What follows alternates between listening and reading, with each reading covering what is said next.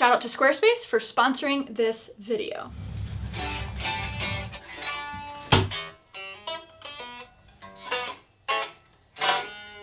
I injured myself today, so my guitar playing is not good. I have a problem. And that's what this video is about. And if you're a subscriber of my channel, you too might have a problem. And this channel probably does not help you with this problem. If you've ever heard of gas, I have gas. Not that kind of gas. Gear acquisition syndrome. It's a real thing. It started with guitar.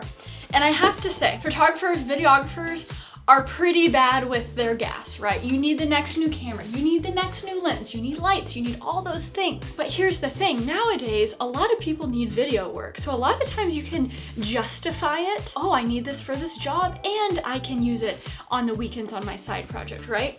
Music is a different beast. It is very hard to be a working musician. So I know what it's like to have a decade of, oh, I need that pedal, no, I need that amp. No, I already have 6 guitars, but I need that guitar. I don't think I've ever earned $1 from guitar, but my collection was epic because of gas. You just get so obsessed with the gear. And I stopped playing guitar when I would spend more time surfing the web on the gear page, learning about these little intricacies between pedals and amps. I spent more time doing that than I did actually practicing and learning and getting better at guitar. That's when I was like, okay, this is the end. I need something new creatively, and that's when video started. Oh, what a cute little pelican case. So here we are. I now make a living off of making videos, so a lot of times I can justify my purchases. But how far is too far, I might ask? Well, I'm not sure. That's kind of what this video is about. There's always a new camera, and I love cameras. I really do. I'm being responsible this time though, and I'm renting a camera before I actually buy it. Okay, so this is the Sony a7CR. I've only used it a little bit. It's a very high megapixel camera. Think of it like the Sony a7R5, but in a tiny, tiny body. So I'm excited to try this out, and hopefully by the end of this video, I will answer the question, do I need this camera?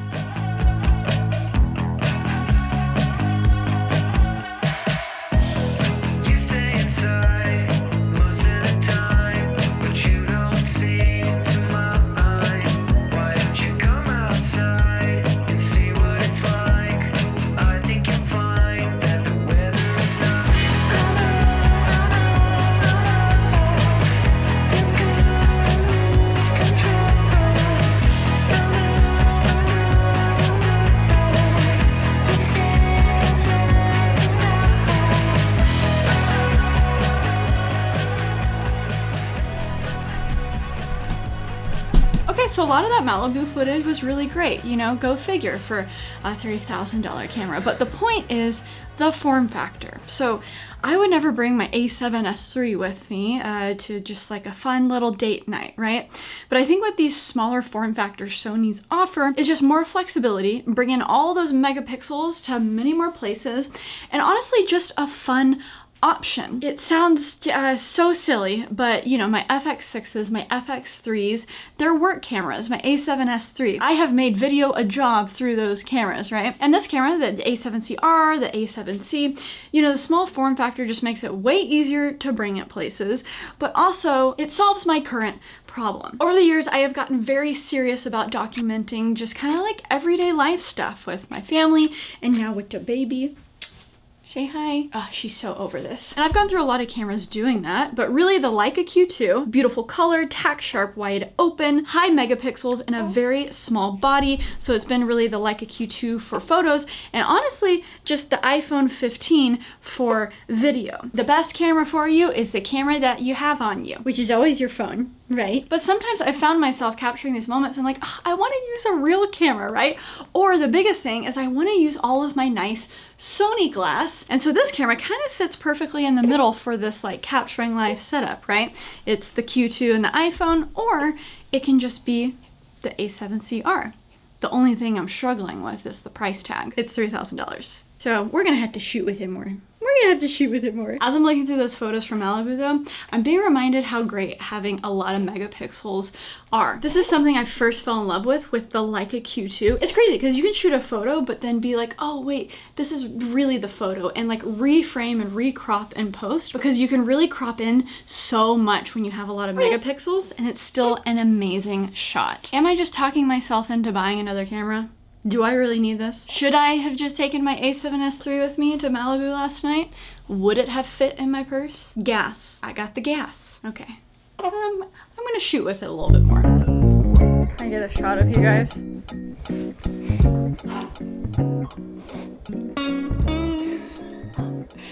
Baby's struggling. We'll give her some privacy.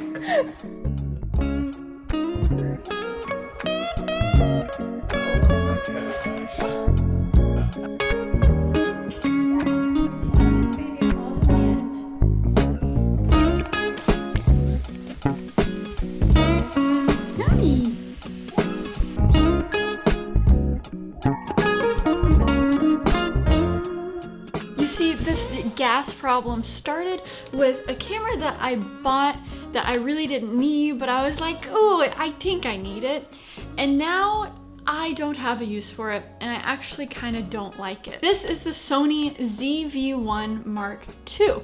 I've been a big fan of Sony point and shoots for a really long time. It all started with their RX100, but I have not been able to click with the ZV-1 II. No matter what I do, the audio sounds terrible. Now some people say, well, just throw a mic on top of it, problem solved. The point of a point and shoot is that it's small. Take it with you anywhere, throw it in your purse, not to add things to it. ZV-1 for video, Leica Q2 for photo, boom. That's the perfect family content capture, fun camera setup. Was that a complete sentence? I don't know, I'm not gonna try that again. Man, the RX100 brings back memories. I use this camera like crazy. It is so beat up, look at that. And even when you close it, the lens barely goes back.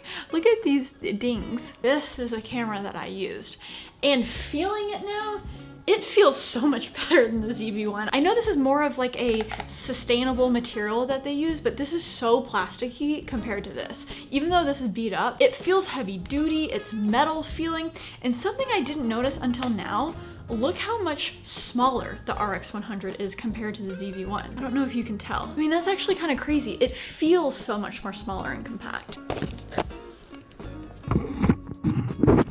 It is much nicer to have that wide angle for like a vlogging camera, right? The RX100 was kind of a photo first camera that a lot of vloggers use, but this image still looks so good. But really this is about audio. I want to see if there's actually been improvements to this camera that's like 5 years newer. Test 1, 2, the audio setting is on auto. Test 1, 2, now the mic is set. Now the mic is set to just the front mic.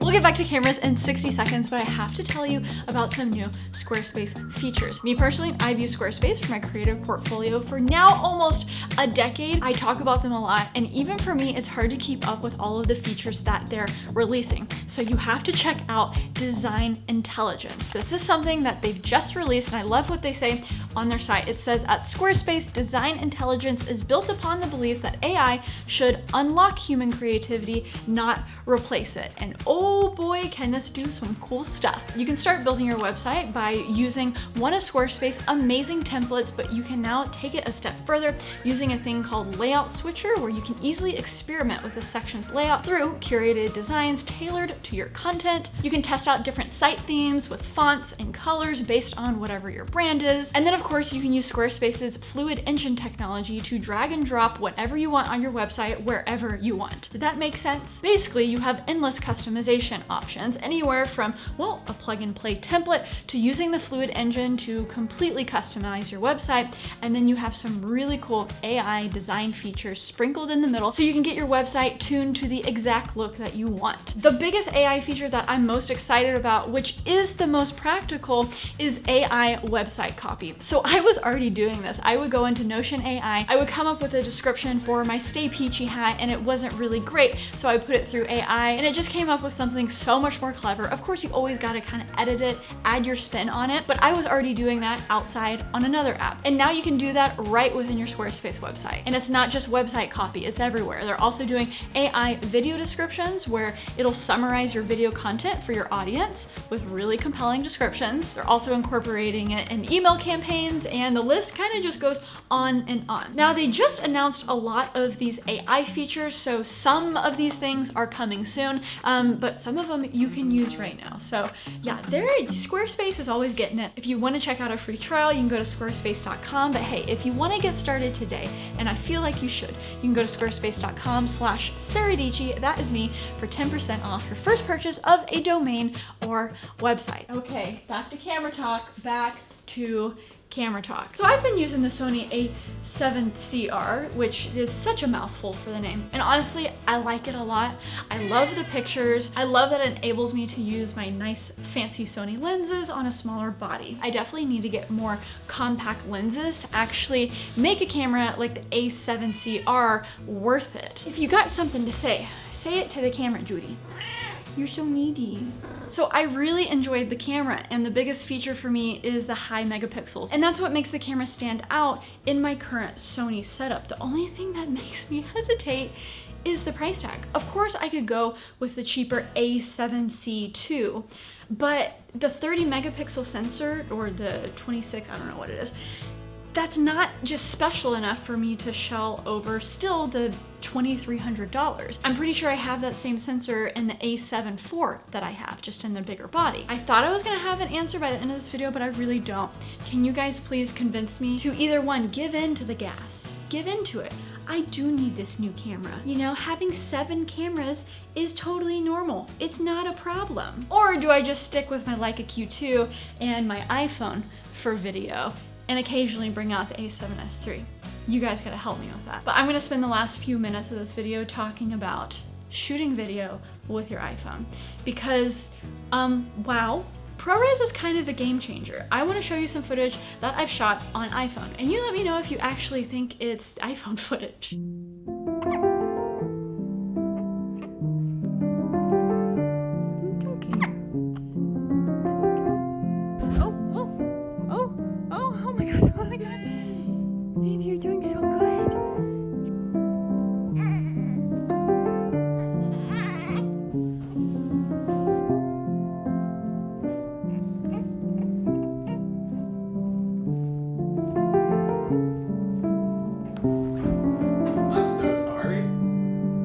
Seriously, babe?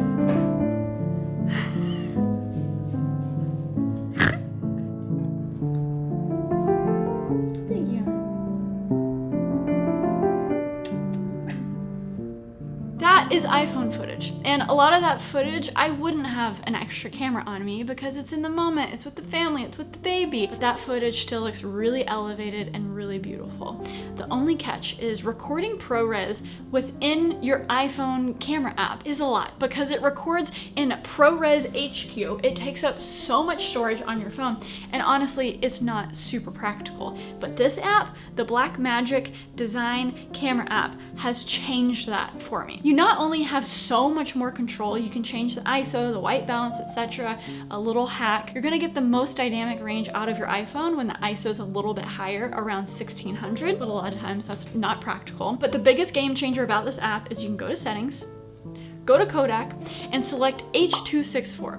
Now this is gonna get you, all of the dynamic range that you get by shooting in log, but it's gonna compress it into a tiny file size, tiny compared to just shooting it with the stock iPhone app. If you have an older computer, H.264 might be easier on your computer. It's gonna be a little bit bigger than H.265. But yeah, this has been so great because you get a lot of the benefits of the extra dynamic range, it just looking beautiful. You're still recording in 4K, and then make sure in the color space that you have Apple Log selected, and you're off to the races. This app has really made it fun shooting video with iPhone 15. If you have the latest iPhone and you haven't tried this out yet, you have to.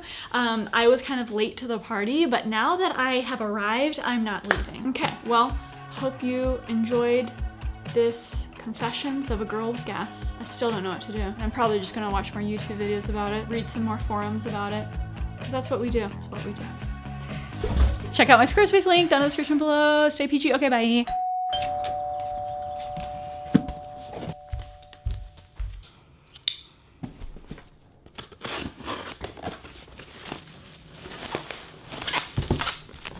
Very excited about this. So this is the new 16 to 25 new Sony lens. What?